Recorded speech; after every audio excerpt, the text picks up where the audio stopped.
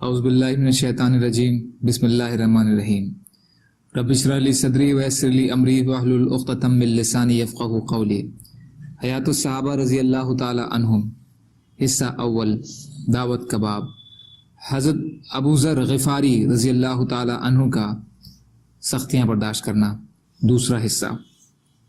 امام بخاری نے حضرت ابن عباس رضی اللہ تعالی عنہ کی روایت میں یوں نقل کیا ہے کہ انہوں نے اعلان کیا، اے قریش کے لوگوں سن لو، انی اشہد ان لا الہ الا اللہ واشہد ان محمد عبدہ ورسولہ۔ کافروں نے کہا پکڑو اس بے دین کو، پھر وہ سب کھڑے ہو گئے، مجھے مارنے لگے اور مجھے اتنا مارا کہ میں مرنے کے قریب ہو گیا۔ حضرت عباس میری مدد کو آئے اور میرے اوپر لیٹ گئے اور کافروں کی طرف متوجہ ہو کر کہا، تمہارا ناس ہو، تم غفار کے آدمی کو مارنے لگے ہو، حالانکہ تمہارا تجارت کا راستہ اور تمہاری گزرگاہ غفار کے پاس سے ہی ہے۔ تب لوگ مجھے پیچھے چھوڑ کر ہٹ گئے۔ جب اگلا دن ہوا تو میں نے اونچی آواز سے پہلے دن کی طرح پھر کلمہ شہادت کافروں کے بیچ میں پڑھا۔ پھر کافروں نے کہا پکڑو اس بے دین کو، اس لیے اس دن بھی میرے ساتھ وہی سلوک ہوا جو اس سے پہلے دن ہوا تھا۔ اور پھر حضرت عباس میری مدد کو آئے اور مجھ پر لیٹ گئے اور کافروں سے وہی بات کہی جو پہلے دن کہی تھی۔ بخاری حصہ 1 پیج نمبر 500۔ امام مسلم رحمۃ اللہ علیہ نے حضرت ابوذر رضی اللہ تعالیٰ عنہ کے اسلام لانے کا قصہ اور طرح سے بیان کیا ہے، جس میں یہ ہے کہ میرا بھائی گیا، وہ مکہ پہنچا، پھر مجھ سے واپس آ کر کہا کہ میں مکہ گیا تھا، وہاں میں نے ایک آدمی دیکھا جسے لوگ بے دین کہتے تھے، ان کی شکل و صورت آپ سے بہت زیادہ ملتی جلتی ہے۔ ابوذر فرماتے ہیں پھر میں مکہ گیا، وہاں میں نے ایک آدمی کو دیکھا جو ان کا نام لے رہا تھا۔ میں نے پوچھا یہ وہ بے دین آدمی کہاں ہے؟ یہ سن کر وہ آدمی میرے بارے میں چیخ چیخ کر کہنے لگا، یہ بے دین ہے، یہ بے دین ہے۔ لوگوں نے مجھے پتھروں سے اتنا مارا کہ میں پتھر کے لال بت کی طرح سے ہو گیا۔ جاہلیت کے زمانے میں کافر جانور ذبح کر کے بتوں پر خون ڈالا کرتے تھے، میں اس بت کی طرح لہو لہان ہو گیا۔ پھر میں کعبہ اور اس کے پردے کے بیچ چھپ گیا اور 15 دن رات اس میں یوں ہی چھپا رہا۔ میرے پاس آب زمزم کے علاوہ کھانے پینے کی کوئی چیز نہیں تھی۔ حضور صلی اللہ علیہ وسلم اور ابو بکر صدیق رضی اللہ عنہ مسجد حرام میں ایک دن آئے، میری ان سے ملاقات ہوئی اور اللہ کی قسم سب سے پہلے میں نے آپ کو اسلامی طریقے کے مطابق سلام کیا اور میں نے کہا اے اللہ کے رسول السلام علیکم۔ آپ نے فرمایا وعلیک السلام ورحمۃ اللہ، تم کون ہو؟ میں نے کہا بنو غفار کا ایک آدمی ہوں۔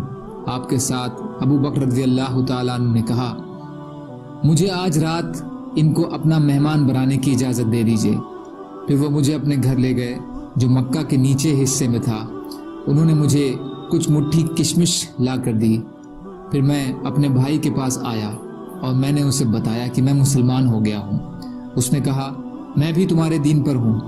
پھر ہم دونوں اپنی ماں کے پاس گئے، انہوں نے بھی یہی کہا کہ میں تم دونوں کے دین پر ہوں۔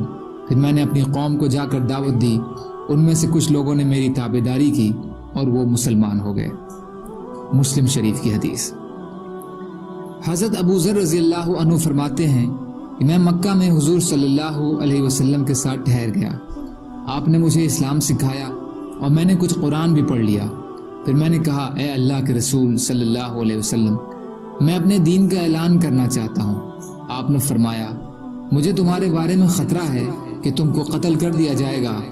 میں نے کہا چاہے مجھے قتل کر دیا جائے لیکن میں یہ کام ضرور کروں گا۔ آپ خاموش ہو گئے۔ مسجد حرام میں قریش حلقے لگا کر بیٹھے ہوئے باتیں کر رہے تھے۔ میں نے وہاں جا کر زور سے کہا اشہد ان لا الہ الا اللہ واشہد ان محمد رسول اللہ۔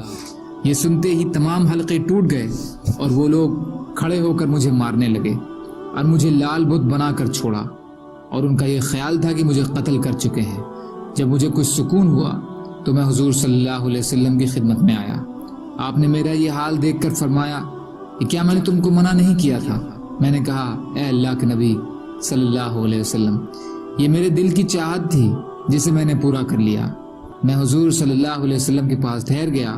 پھر آپ نے فرمایا اپنی قوم میں چلے جاؤ اور جب تمہیں ہمارے غلبے کی خبر ملے تو میرے پاس آ جانا۔